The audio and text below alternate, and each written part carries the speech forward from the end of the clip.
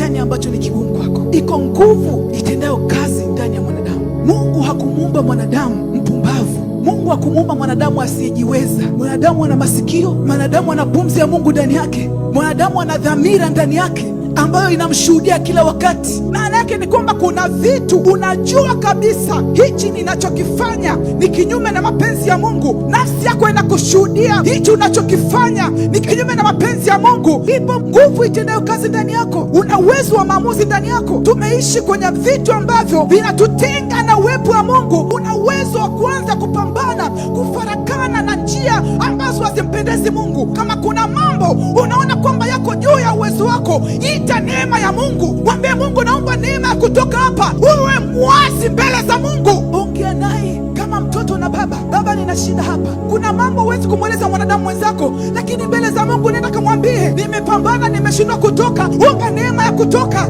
Anasema kama jambo liko juu ya uwezo wako, mwambie Bwana Yesu, naomba neema ya kutoka. Hakuna aliomba neema akacha kupewa neema. Kumbuka kwamba neema ni nguvu ya Mungu. Neema ni uwezo wa Mungu. Kuna watoto wa Mungu wamebeba vitu ndani vinawaumiza. Kuna vitu umeomba havitoki. Sasa peleka kwa mtu mwenye mamlaka wa juu yako. Kumbuka kwamba Mungu ni Mungu, ni mkuu, ni mkuu. Ni wewe kutafuta msaada tu.